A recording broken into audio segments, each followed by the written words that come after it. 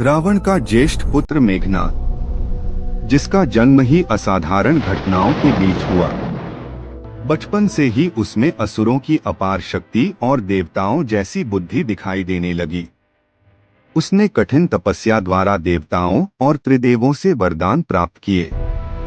वह न सिर्फ बलशाली था, बल्कि युद्धकला, मायावी विज्ञान और अस्त्र विद्या में भी अद्वितीय निपुण था। देवताओं से लेकर असुरों तक हर कोई उसकी वीरता का लोहा मानता था। इसी कारण वह कम उम्र में ही एक महान योद्धा और रावण का सबसे बड़ा सहायक बन गया। युद्धभूमि में मेघनाद ने ऐसी वीरता दिखाई कि देवताओं के राजा इंद्र भी उसके सामने टिक न सके। उसने इंद्रदेव को बंदी बना लिया। देवताओं ने जब यह दृश्य देखा तो पूरा स्वर्ग कांप उठा। तब ब्रह्मा जी ने हस्तक्षेप किया और इंद्र को मुक्त कराया।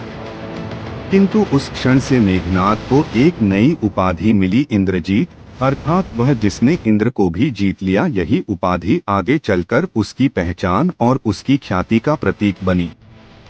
इंद्रजीत, जो युद्धभूमि में अदृश्य होकर भी अपने गुप्त अस्त्रों से शत्रुओं का संहार करता था। मेघनाद ने कठिन तपस्याएं की। उसकी साधना से प्रसन्न होकर कई देवता और असुरों ने उसे वरदान दिए। ब्रह्मा जी ने उसे ऐसा वरदान दिया कि वह केवल तभी मारा जा सकेगा जब वह विशेष यज्ञ करके समय बाधित किया जाएगा। शिवजी ने उसे अद्भुत मायावी शक्तियां और शिवास्त्र प्रदान किया।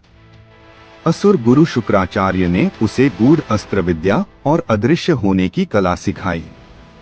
अन्य देवताओं से मिले वरदानों के कारण उसके अस्त्र अपराजेय बन गए। मेघनाद साधारण योद्धा नहीं था, वह मायावी युद्ध का अद्वितीय विशेषज्ञ था।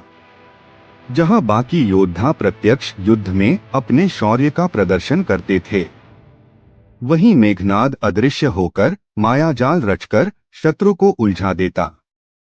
उसकी माया ऐसी थी कि शत्रु को असली और नकली में फर्क ही नहीं पड़ता।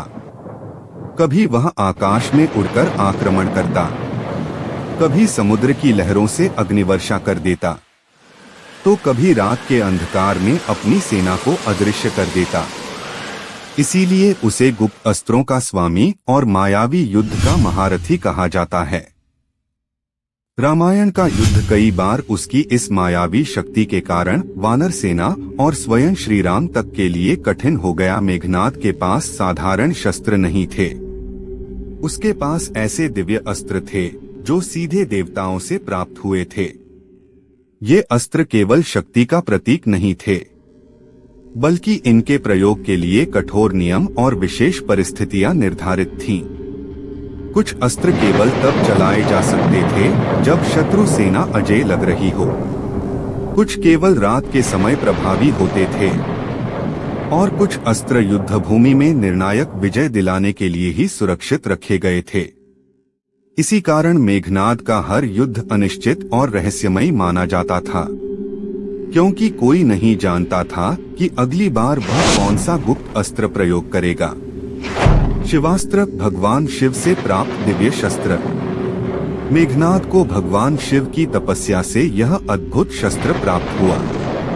शिवास्त्र का प्रहार केवल शारीरिक नहीं, बल्कि आत्मिक विनाश भी कर सकता था। इसका प्रयोग करते ही पूरा आकाश बिजली की गर्जना से कांप उठता। कहा जाता है कि जब मेघनाद ने इस अस्त्र का संधान किया तो ब्रह्मास्त्र अत्यंत विध्वंसक अंतिम उपाय के रूप में मेघनाद के पास ब्रह्मा जी से प्राप्त ब्रह्मास्त्र भी था। यह अस्त्र इतना प्रचंड था कि एक बार चलने के बाद युद्धभूमि में कुछ भी शेष नहीं रहता। वन, पर्वत, नदियां सब भस्म हो जाते। इसी कारण ब्रह्मास्त्र को केवल अंतिम उपाय के रूप में इस्तेमाल किया जाता था। मेघनाद ने इस अस्त्र का प्रयोग राम और लक्ष्मण के विरुद्ध करने का प्रयास किया, लेकिन दिव्य हस्तक्षेप और श्री राम की धर्म शक्ति ने इसे निष्फल कर दिया। वायु और जल अस्त्र पर्यावरण को बदलने और भ्रम उत्पन्न करने वाले। मेघनाद मायावी युद्ध का आचार्य था।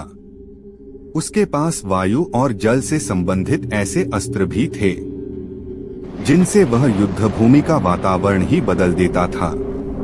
कभी तेज आंधी चलाकर वानर सेना को अस्त व्यस्त कर देता, तो कभी जल अस्त्र का प्रयोग करके वर्षा की बाढ़ ला देता, कभी इनसे धुंध और कुहासा उत्पन्न करता, ताकि शत्रु सेना दिशाहीन होकर आपस में ही टकरा जाए। इन्हीं अस्त्रों से वह अपने शत्रुओं को भ्रमित करता और फिर घातक आक्रमण करता। अगर आपको मेघनाद के गुप्त अस्त्रों की यह अद्भुत कथा पसंद आई हो तो वीडियो को लाइक करें, अपने मित्रों के साथ शेयर करें और हमारे चैनल को सब्सक्राइब करना बिल्कुल न भूलें।